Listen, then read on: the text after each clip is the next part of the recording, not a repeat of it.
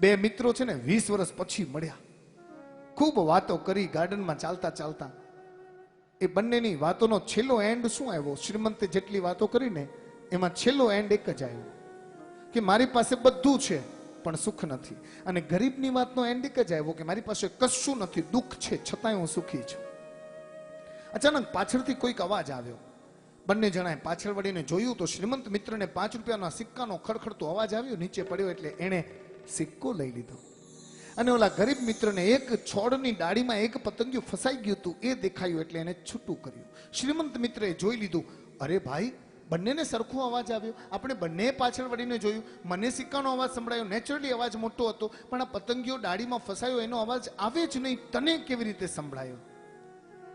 ત્યારે ઓલા ગરીબ મિત્રએ શ્રીમંત મિત્રને જવાબ આપ્યો, વાત ઘરે લઈ જવા જેવી છે કે તારી આગળ બધું છે છતાંય સુખ નથી, મારી પાસે કશું નથી, દુઃખ છે છતાંય સુખી છું. એનું કારણ એક જ કે આપણે બંને પાછળ વળીને જોયું, તને સિક્કાનો અવાજ સંભળાયો અને મને પતંગિયાની પીડા દેખાઈ. એનું કારણ તે આખી જિંદગી રૂપિયાનો રણકાર સાંભળ્યો છે ને મેં આખી જિંદગી બીજાના હૃદયનો રણકાર સાંભળ્યો છે. આત્મીયજનો, આ જનરેશન ગેપ છે. પહેલા આપણે ફેસ ટુ ફેસ મળતા હતા ને હવે ફેસબુક પર જતા રહ્યા છીએ.